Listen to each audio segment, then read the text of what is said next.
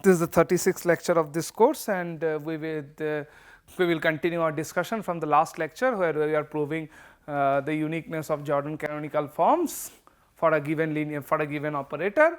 There we have seen that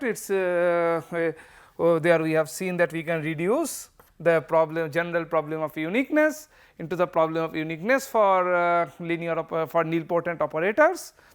So, we have taken two bases B and B prime, and suppose that we have arranged them like in their increasing order. So, in increasing order, then this is what we need to prove, and taking the linear span of each of these B I and B prime, we get two decompositions of V into direct sums. So, now we need to show that they have exactly same number of summands, and the ith summand in the first decomposition and the ith summand in the second decomposition, for every I they will have the same dimension. Okay. So, this is what we will show now. So, try to see the following. So, for that we need a very elementary fact regarding the very elementary fact of I would say quotient spaces. So, this is a general lemma or general proposition. Well, I admit that I should have discussed that earlier. So, but yeah, suppose I have vector spaces V1, V2, Vk, any vector spaces not necessarily finite dimensional. So, vector spaces over F not necessarily finite dimensional, and suppose Wi is a subspace of Vi. Okay.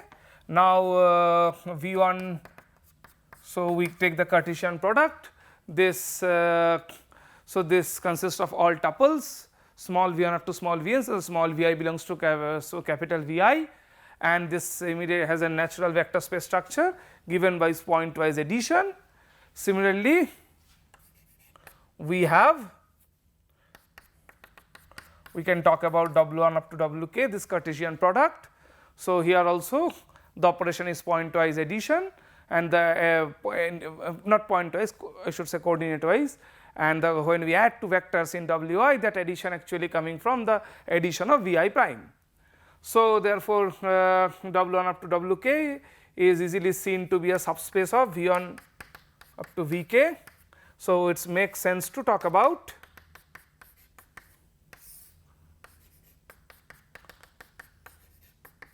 okay. It makes sense to talk about, and similarly it also makes sense to talk about V1 modulo W1, V2. So, these are all, I mean, for each vector for each I we can talk about the quotient space Vi modulo Wi, and then we can take their product, Cartesian product. So, these are all vector spaces, henceforth the Cartesian product admits a vector space structure by considering coordinate wise addition. So, the question is, what is the relation between these two? We will now prove that they are indeed isomorphic. Okay. So, what is the map? So, in order to, so how will you prove some quotient is isomorphic to some space? We will try to arrive at a linear map onto linear map from the Cartesian product of V1, V2, Vk to the right hand side, whose kernel is this, and then what will be the map? This is very easy to see. The map will be V1, V2, Vk will be mapped to V1 plus W1, V2 plus W2, Vk plus Wk. Okay. So, you can easily see that these are all linear maps. How to show that? We have already seen, in order to show if you are having a map from a space to a product of spaces, vector spaces, then the map will be linear if and only if each component maps will be linear. So, as the component map here, it will be just let us say V1, V2, Vk goes to Vi plus W. Since we know that Vi goes to Vi plus W for each I, this map is a linear map, because this is the canonical quotient map, right. So, from this, and we see that when we look at a coordinate map, then apart from the not component map, then apart from the ith one, the others here the other components are not playing any role at all. So, the upshot is we can easily see this is a linear map, and what is the kernel of this map? So, V1 plus what is the 0 vector in this Cartesian product? So, 0 vectors from each of these components, right. So, W1 W2 up to Wk. So, Vi plus Wi is Wi, that means Vi will be in Wi. So, therefore, if something goes to the kernel, that then it is all components. So, if V1 V2 Vk goes to the kernel, then each Vi has to belong to Wi. Therefore, this becomes the kernel, hence by first isomorphism theorem this is what we have. Anyway, so we will use that here. Yeah, so I can erase that easily. We will make another observation which we can record it as a general lemma. So, suppose T is nilpotent. Well, T nilpotent, that is also not required. T is be any operator on a finite dimensional vector space, and let lambda be an eigenvalue for T, an eigenvalue for T, and let V1 V2 Vk be a Jordan string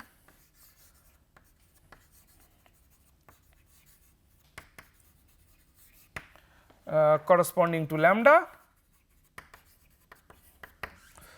Then what we can see immediately is the following, that so what happen, as we have already checked, that T minus lambda I, the operator. So, let us call the linear span of this to be W, the linear span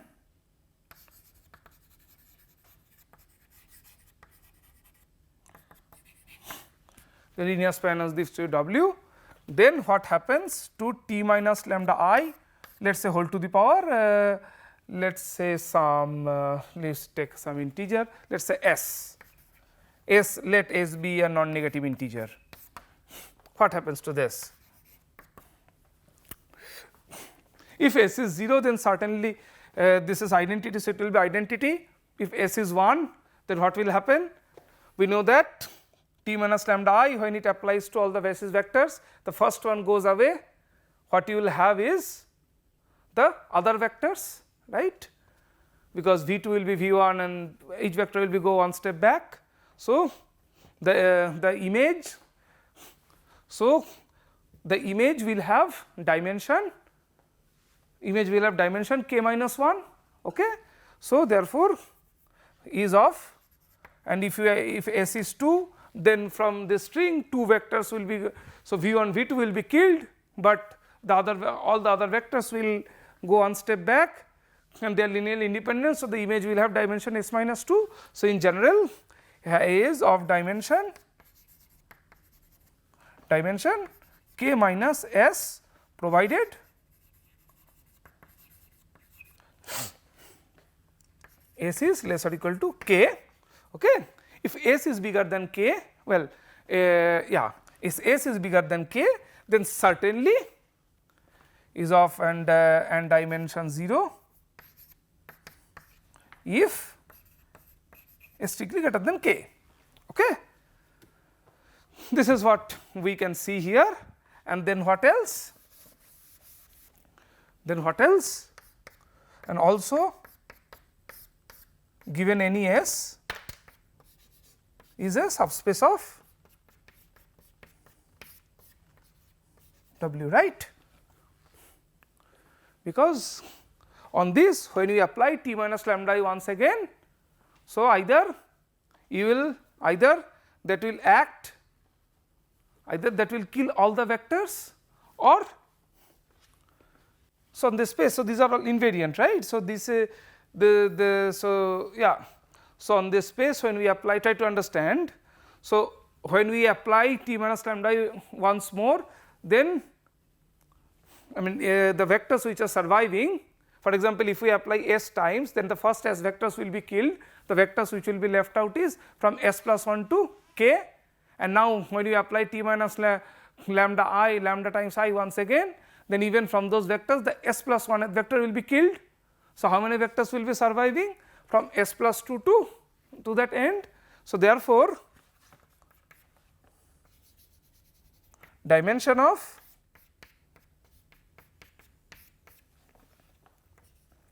T minus, you can see dimension of this followed by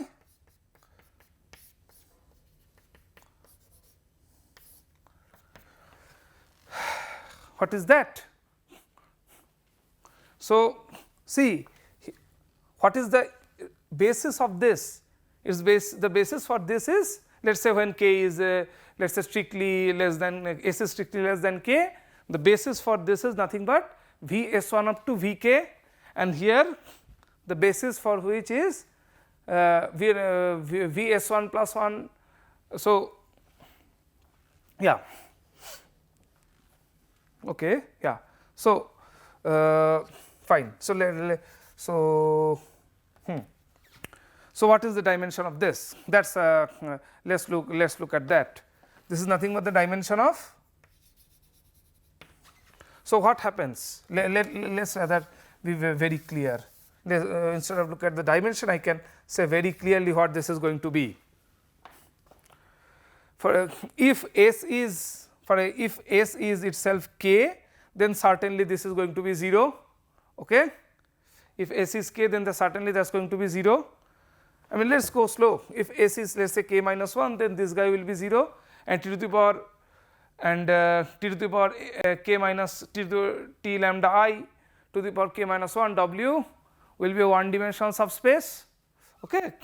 So, what do we get? Isn't don't we get the same, that this is isomorphic to C if S is less than k, okay, and 0 otherwise? Try to understand that what is the dimension here? If s is less than k, is k minus s, and then is k minus s plus 1. So, therefore, you see the dimension is 1, so it is isomorphic to C. All right, yeah. Now, let us come here, we will use this. So, given any Jordan basis, let us take this. So, for fix an s, fix x, a positive integer x, well, if it is yeah, if it is non-negative s. So, t to the power s, t to the power sv, what is that? These are all invariants of spaces. Therefore, this is nothing but certainly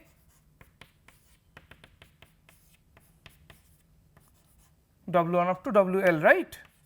So, certainly this is what we will have, right, because all these are invariant under t, and t to the power s plus 1 v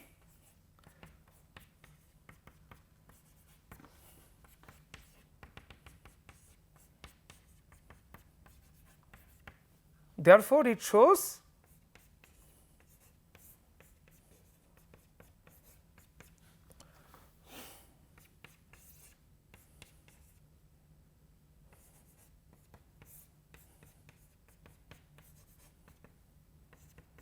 one up to L.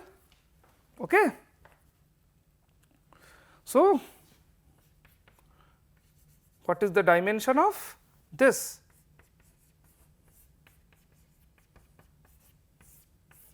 What is the dimension? The dimension of this is the number of. So, each of this factor is either C or 0. Isomorphically, each of this summand is either C, either one dimensional or 0. So, the dimension will be number of factors which are isomorphic to number of summands which are isomorphic to C, and and when will you get C? The C you will get if the corresponding Ri is greater than S. Okay. If the size of this, which is Ri, is greater than S, so therefore this is number of I 1 up to L such that Ri is greater than S. This holds for any S. This holds for any S. Similarly, you can do this for the other decomposition. Okay. So, for any s the number of r so we have two sequences of numbers, right. One is r1 up to rl, the another sequence is let us say what was the r1 prime up to rm prime. Okay.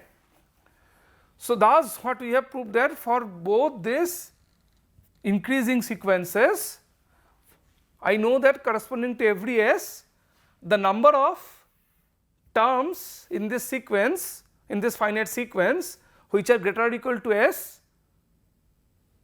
is same as the number of terms here which is the number of terms here which is strictly greater than s in this first sequence, and the number of terms in the second sequence which is strictly greater than s, they are the same. That is what it shows, right. That is what it shows. Then do not you think that we are done? For example, let me try to explain. Let us take s equal to 1, s equal to 1. So, the number of terms, the number of ri's which are greater or equal to 1 in this sequence, the same number of terms here which are greater or equal to 1. Now, what happens? Then when we do it for s equal to 2, then the number of terms here which are number of terms here which are strictly, well, try to understand. Let us say in the case of s equal to 1, or maybe you can do it for any general s, that is better, yeah, that is better. So, for any s I know the number of terms which are strictly greater than s in these two sequences are same. For the same s, if we consider s plus 1, the number of terms which are strictly greater than s plus 1, they are same in both the sequences. Therefore, if we subtract these two things, what do we get? The number of terms both these sequences which are the number of terms which are exactly equal to s plus 1 in both these sequences are same. This is for any non-negative integer s, and that tells me that they have to be the same, right. Try to understand the proof. Here the argument is slightly subtle. Take any non-negative integer s, we know that take any non-negative integer s, the number of terms here strictly greater than s, same in for both the sequences, similarly for s plus 1. So, the number of terms greater than s minus number of terms greater than s plus 1 for this sequence, whatever we have the same we will have for the other sequence. So, in the first sequence number of terms greater than s and minus number of terms greater than s plus 1, that is exactly number of terms equals to s. So, equals to s plus 1. So, for any s non-negative, the number of terms in both the sequences have the number of terms which are equal to s plus 1, they are same. Therefore, for all non-negative, for all positive integers, I mean that shows this is what we have to happen, right. Let me again, if you are not convinced, let me again try to explain. Let us say let us go for let us say R1. So, number of terms which are, so if R1 is let us say some t, I mean small t. So, how many small t's are appearing in this sequence? That is exact how many small t's appearing in this sequence. So, we see that the number of small t appearing in this sequence and the number of small t appearing in that sequence, they should be same, right. So, therefore, here the first let us say the let us say some ti number of terms are equals to they are all t. So, similarly, they will appear here. That shows these two are same. In fact, I mean you have another way to prove, I mean this proving L equal to m, that can be done in a different, I mean that also can be done, there is just this part in a different way, namely the largest size of the if you have a Jordan, if you have a matrix representation of T of this form, then this is going to be the degree of nilpotency. So, degree of nilpotency is the intrinsic property of the map. So, therefore, this the highest one, that is RL prime, and RL and RM prime will be same. Yeah. So, proving that RL and RM prime same, they are not different. I mean, yeah, that can be done just by looking at the degree of nilpotency. But anyway, let us concentrate here. So, we have two finite sequences and we prove that corresponding to every positive integer number of terms which are equal to that positive integer, they will be same, and that shows that both the sequences will be same. Anyway, so I think thus we have proved the uniqueness for nilpotent operator, and earlier we have argued that using that we can prove the uniqueness of Jordon canonical form or any general operator, provided its minimal polynomial splits. Okay. So, I think I have done with this proof. Now, we will go ahead, we will rather do the additive Jordon decomposition for a linear operator. Remember, try to again, if this argument might be somewhat, I mean it may take some time for to you to digest, I mean this kind of argument that you are using that for the first time. So, I would suggest you to go slow. Remember that these are ordered in an increasing manner. Okay. So, let me give just something concrete, a concrete case. Let me not concrete, a special case, let me compute. So, suppose R1 prime is less than R1. Okay. Now, there is no term in this sequence which is equal to R1 prime, because any other term is greater or equal to R1. So, this sequence does not have any term equal to R1 prime, but whether this sequence indeed has at least one term equal to R1 prime, or one term equal to R1 prime. Now, I have proved that for any positive integer, the number of terms for the positive integer R1 prime, the number of terms here equal to R1 prime should be same as this. So, that forces me that this has to be a contradiction. So, therefore, R1 has to be equal to R1 prime. Not only that, the number of terms here which are equal to R1, this is the same as. Okay. So, that is how for the least one for both the strings you are done, then you can do for the next one. So, that is how, I mean, in that way you can feel the argument. But indeed the main point is, if for an increasing sequence I have same number of terms corresponding to same number of terms equal to a given the given positive integer, if I can do that for every positive integer, then these two sequences must be same. Well, now enough of it, I should go. So, now I will talk about additive Jordon decomposition.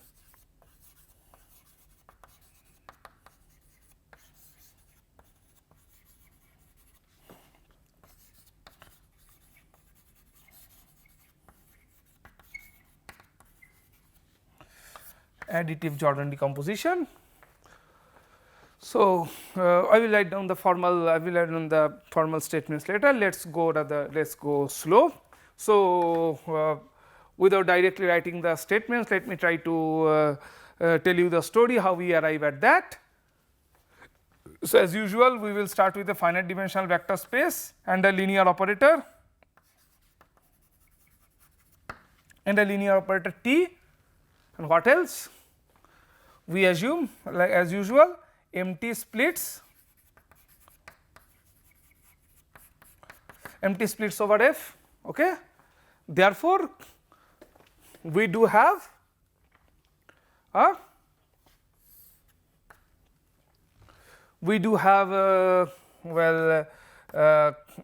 basis, a Jordon basis, let us say J1 up to JL, I do not care. So, I am not writing what the eigenvalues corresponding to this Jordon strings what they are, because they can be they are the eigenvalues of this operator. So, for simplicity's notation, so I am not writing them, there is some thing. Oh, okay. So, and their size could be different, and we know that of two ordering this is the unique, such a matrix is unique corresponding to every T. Now, if you look at any particular Jordon block, so how will a typical Jordon block look like? If you remember, it will be of this form. If the eigenvalue is lambda, a Jordon block that corresponds to a Jordon string, right?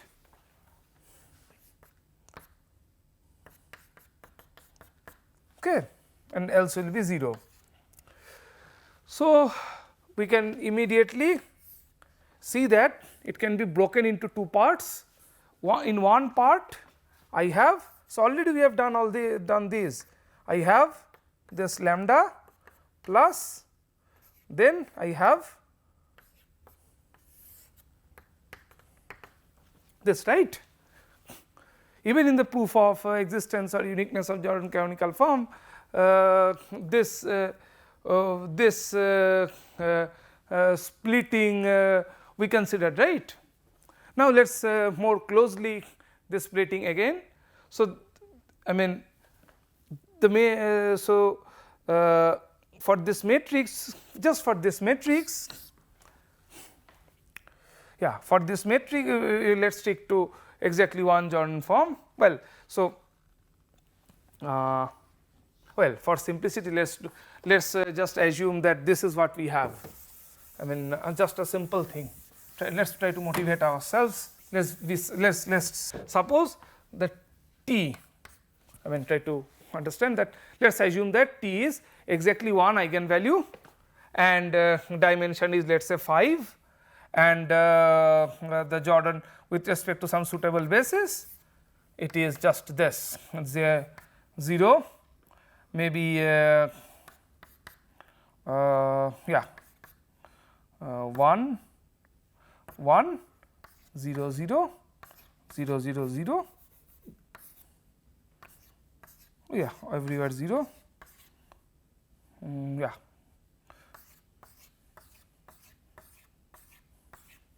Okay. So, we have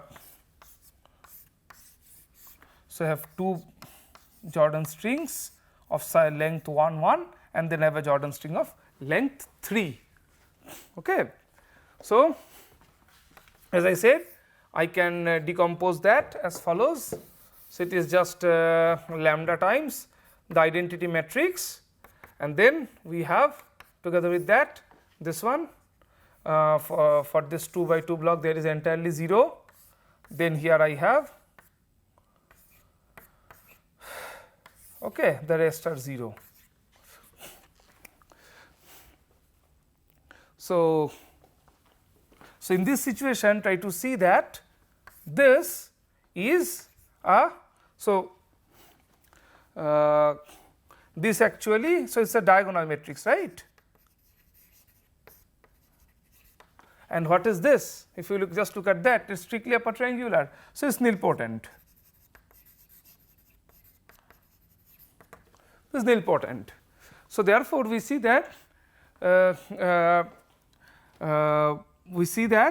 bringing T, at least in this case, bring the matrix of T in a suitable form, we see that becomes the sum of a nilpotent one, a sum of a diagonalizable one and a nilpotent one. Try to understand, after bringing T, here what we have seen is after bringing T into the simplest form, at least in this case into the Jordan form, we see that T becomes the sum of a nilpotent, a diagonalizable one and nilpotent one. Okay. This is the statement of the additive Jordan decomposition. That, well, let me write it here. Then there exist AD and AN, both are from V to V, such that the following happens, that yeah,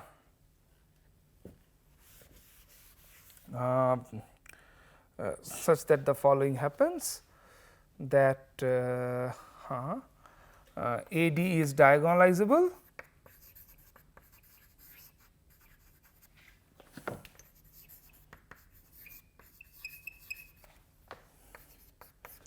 AN is nilpotent, okay, and well, I am using T, right. So, TD, TN I should rather use, T equal to TD plus TN. This is the statement of additive Jordan decomposition, and there is a unique part, I will come to that later.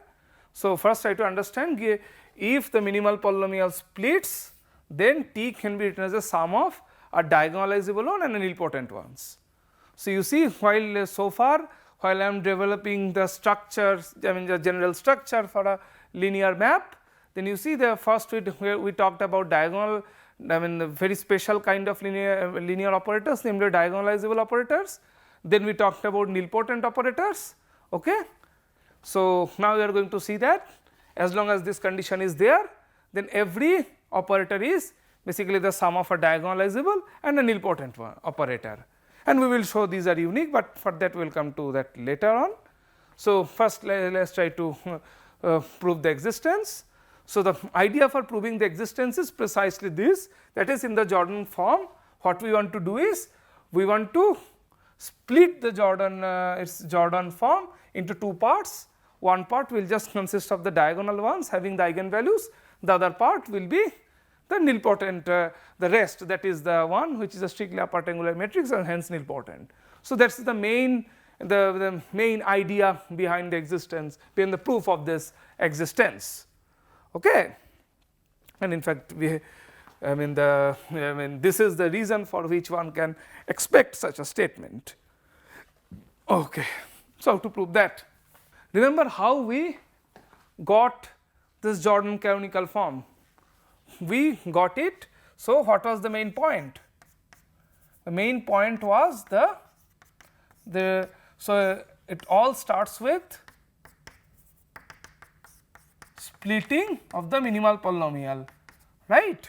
So, therefore, kernel of MT, which is nothing but V, equals to the direct sum of kernel of T minus lambda I times mi from 1 up to k, which is also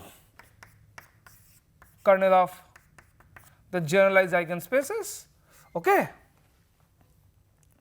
This is how we proved, and then we kept then we first what we have done is we restrict the map on each of these. Okay. And each of this try to understand each of this subspace is T invariant. So, suppose I take a general vector from here, then that vector should be written as V1 V2 Vk. So, each Vi is a generalized eigenvector corresponding to the eigenvalue lambda I. So, Tvi will be nothing but Tvi, okay, because Tvi is belonging to Vi. So, even writing Tv as this, so what I mean is for Tv,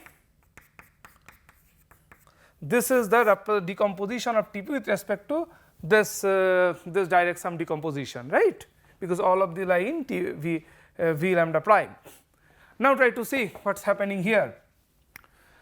So, we have to guess the Td and Tn. Okay. So, let us take the simplest example, it will be clear to us. So, what is this? So, we know that on V lambda I, T minus lambda I times I is nilpotent.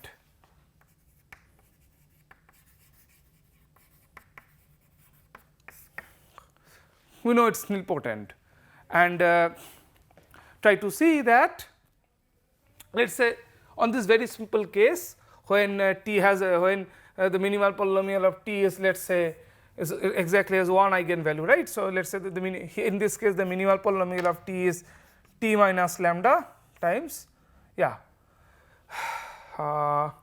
once you apply 3 times, this is the minimal polynomial in this case. So, what should be the I have to get Td and Tn. What should be the natural choice for Td?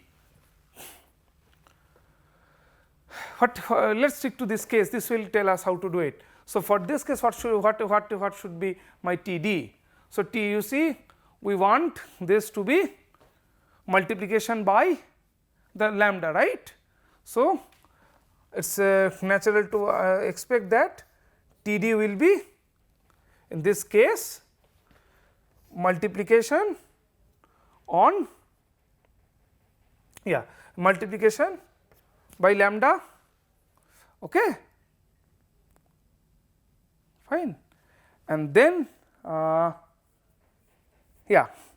So, then and then the other part should and Tn should be naturally T minus lambda I, right. So, therefore, their sum will be T. So, this is when you have exactly one eigenspace, but if you have let us say several other eigenspaces, what you have to do is you have to do this corresponding to every eigenspace. So, if instead of suppose instead of one, if I would have another eigenspace, so I need to do the same for that eigenspace as well. So, therefore, that suggests me the choice of the TD should be the following, that is first of all on the vectors on that eigenspace, they are to be like I want them on at least here I want this lambda v I want this to be like this, right. I want the vector here to be multiplied by the lambda, okay. So, when is that possible, what does that mean? So, try to understand. So, I want TdV to be like this, being motivated from that. So, what does that show? That shows the choice for TD is nothing but first you have to get V1 from V. So, V1 from V is the projection. So, given this decomposition, let the projection map be, the decomposition is there, right. So, what is pi I V? Pi I of V, if V is written as V1V to Vi, V1V to Vk, then this is Vi. So, and this clearly seen to be linear. So, this, okay. So, that shows this is what I should have, right. This is what I should have, because on each vector space this is what I want. Now, so once TD is there, we know that how to get Tn, we know that how to get Tn. So, then we should define Tn to be T minus Td, but these are my crude guesses, and I can at least see that T for this Td and Tn I get their sum to be T, but I need to settle a lot of facts. First of all, I need to argue why Td is diagonalizable and why Td is nil and Tn is nilpotent. I mean, I have guessed Td somehow, and then once Td is there, Tn is easy to be settled, but I need to justify these two facts. So, I will first do that. So, it is actually very easy. Let me do it step by step. So, Td. So, in order to show Td is diagonalizable, I need to show that Td is, I need to show that there is a basis for which the matrix can be brought into a yeah, the matrix can be brought into the diagonal form, and that is very easy to see, like how to do that. So, that is quite evident here, right. So, if I start with a basis, with any basis of V, let us say Vi and I, basis of V lambda I,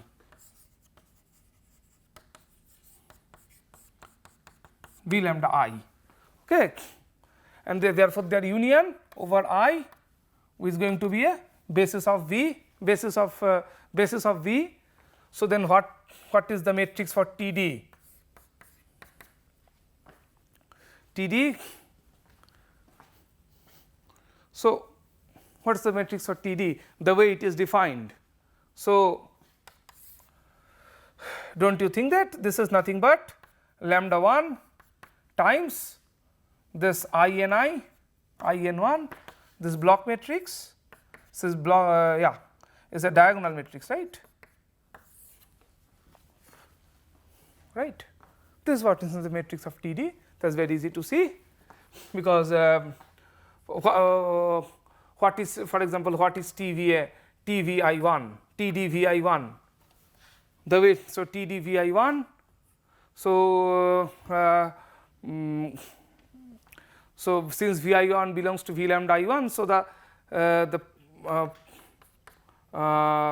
pi ith component at Vi1 is exactly Vi1, and for any other j this is going to be 0. So, TdV1 is certainly lambda I1 times Vi1. So, therefore, the I1 column here just has lambda I1 at the nth position, I mean at that position, and 0 elsewhere, because I mean, or you can directly see that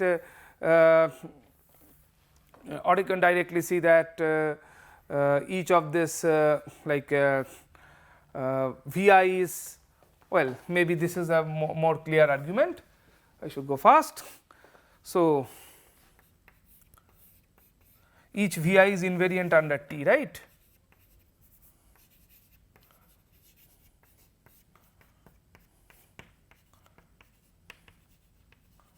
Under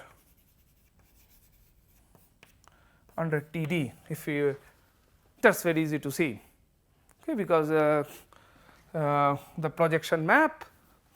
So, because each lambda, each pi I, this pi I map is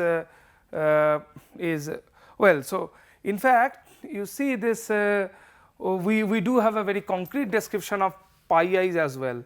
That is also we do have, if you remember, for a general f, if you remember that general theorem, if this is P1 up to Pk, where Pi and Pj are mutually co-prime, then we defined Pi hat, which is the product of all Pi's except all Pj's except Pi, and these have GCD1. So, therefore, we can have functions P1 up to Pk hat Fk equal to 1, and that immediately tells us that identity map is, so any vector V is thus Pi hat T times Fi hat T V, okay, and just their sum, and this belongs to the kernel of Pi T, okay. So, therefore, even in this case the map from the projection map kernel of Ft to kernel of Pit, that is indeed a polynomial map, right.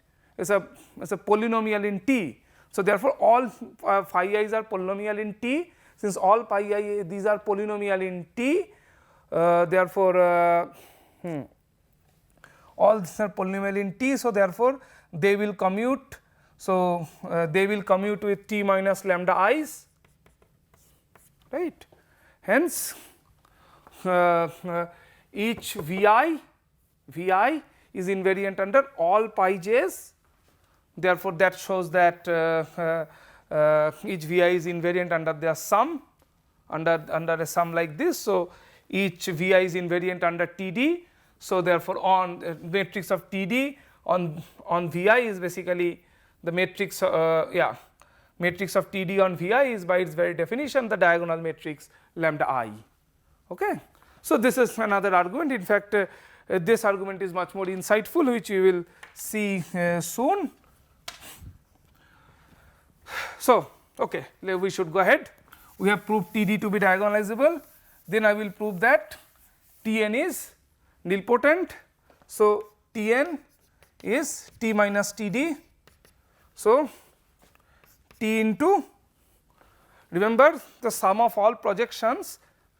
So, sum of all projections has to be identity, right.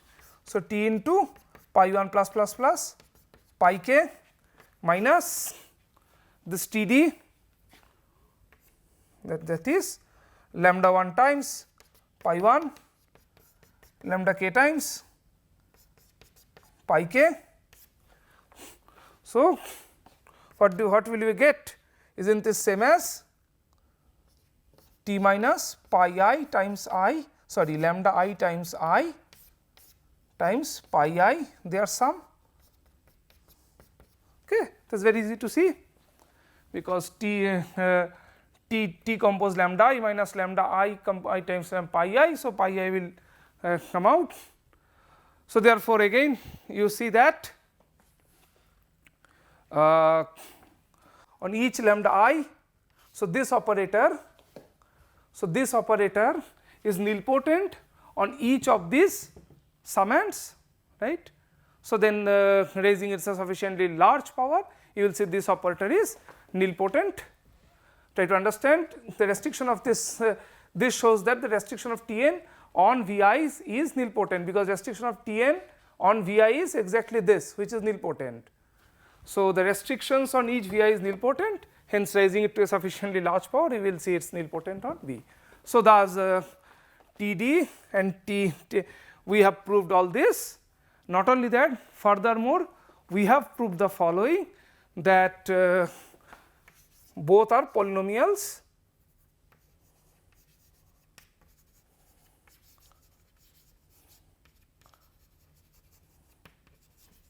Polynomials in T. Okay. Now, I will prove the uniqueness, and with that I will finish. So, yeah, how do I prove the uniqueness? So, suppose T can be written as some other d plus n, where d is a diagonalizable operator and n is nilpotent, then it is easy to see that n times t d plus n, sorry, yeah, n into d plus n.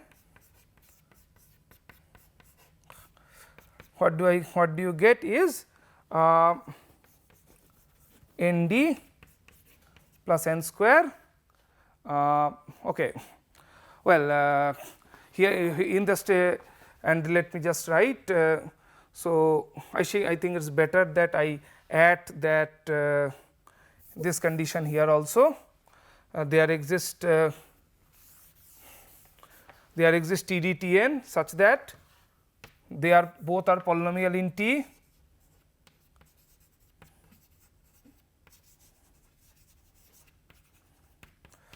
and the following happens. Yeah. So, by my assumption, now both n and d are polynomial in T. Okay. So, n d will be same as dn plus n square, therefore, n times therefore, d plus n times n Tn. So, n commutes with T. Okay. So, do we really need this? Well, let us go ahead. I think directly it would have been there. Well, let us see, since I do not have time, we can do the further modifications later. Similarly, by multiplying by d, you see that n d dt equal to T d, and how does that help us? It helps us in this way, that already I have T d plus T n equal to d plus n, that forces T d minus d is n minus T n. Okay. Now, both, yeah, so d commutes with T, yeah, d commutes with T, and therefore, and T d is a polynomial in T. So, therefore, yeah, therefore, T d will commute with d. So, since both they commute with each other, and both of these are diagonalizable. So, the left hand side becomes, this map becomes diagonalizable. Okay. Because if two diagonalizable maps are there and they commute each other, then the sum will be diagonalizable. So, the same goes for nilpotent. So, this becomes nilpotent. So, therefore, both sides become diagonalizable and nilpotent together, therefore, both sides will be 0, both are equal to 0, that shows. Now, now I think in order to prove the uniqueness, maybe we don't need them to be well,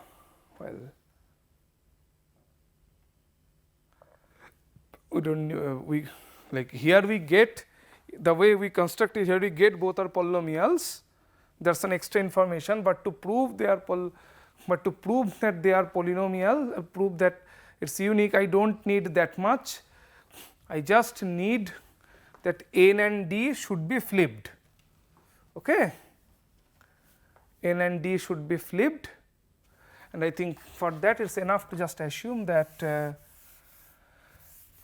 yeah, empty splits.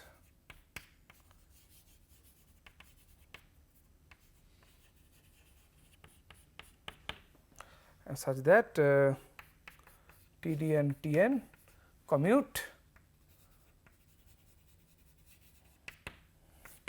If we just assume that, I mean, of course, in addition we furthermore we got they are polynomials, but that is an extra assumption that we got through our construction, but here I do not need this, I hope.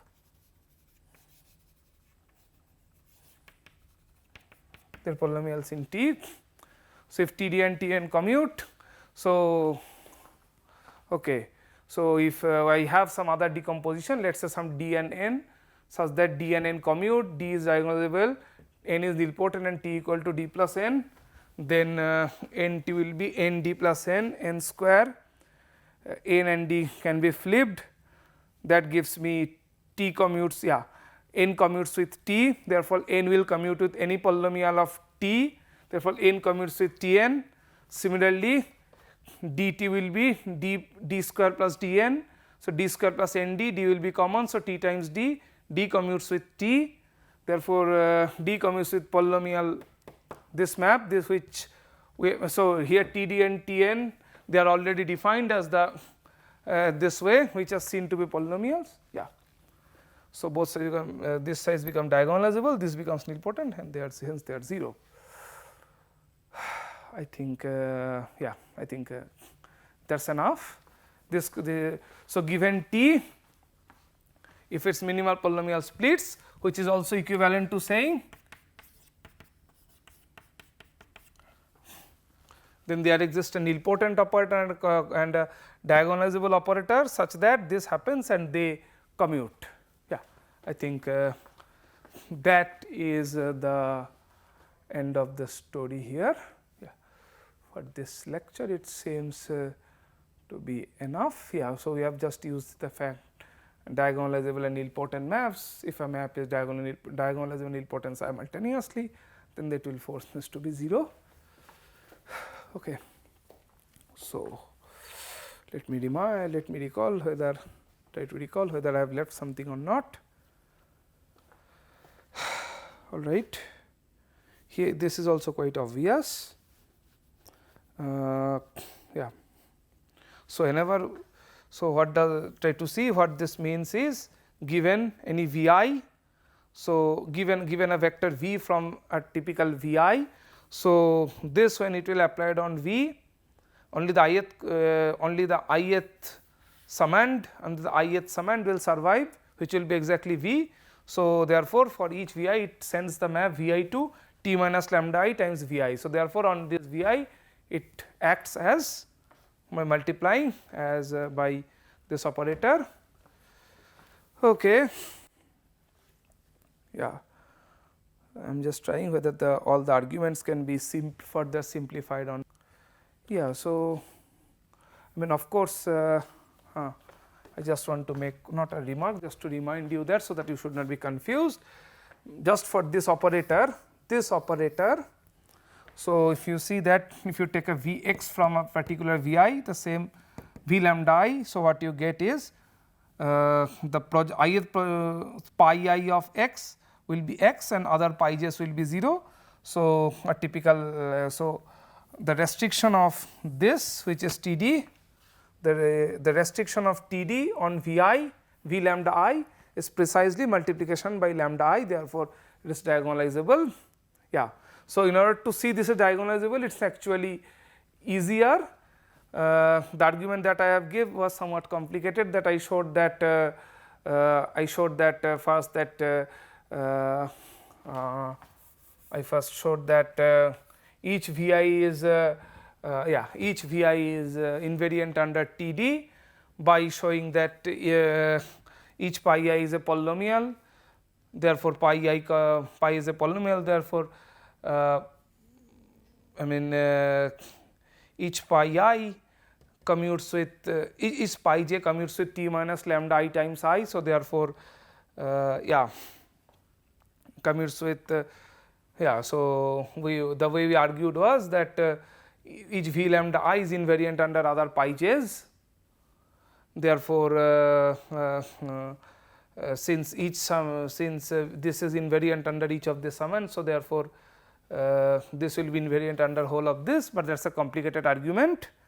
That is a complicated argument indeed. You can directly show, you can directly see using the, I mean later on I just gave a direct proof that you can directly see that this TD acts on scalar multiplication by lambda I on V lambda I. So, that is the easier argument, but however, the fact that this is a polynomial, that is very important, that is very important part to prove the uniqueness. So, directly you can show, I mean if you do not want to get into uniqueness without getting into the polynomial stuff, you can directly show that this is on TD acts on this space just by multiplication by lambda I. So, this is invariant under TD, and similarly Tn acts as this on this this. So, therefore, Tn becomes nilpotent here, and thus Tn is nilpotent on V. Okay. So, for the existence part, we do not need the polynomial, we do not need the fact that they are polynomial. Without getting into that, we can directly see, but for in order to prove this uniqueness, we need that. Anyway, so now that has the proof has been simplified. I told you which part was necessary, I mean what argument was necessary, which argument was necessary where, and now I think it is done. Okay, with that I will finish. Thank you.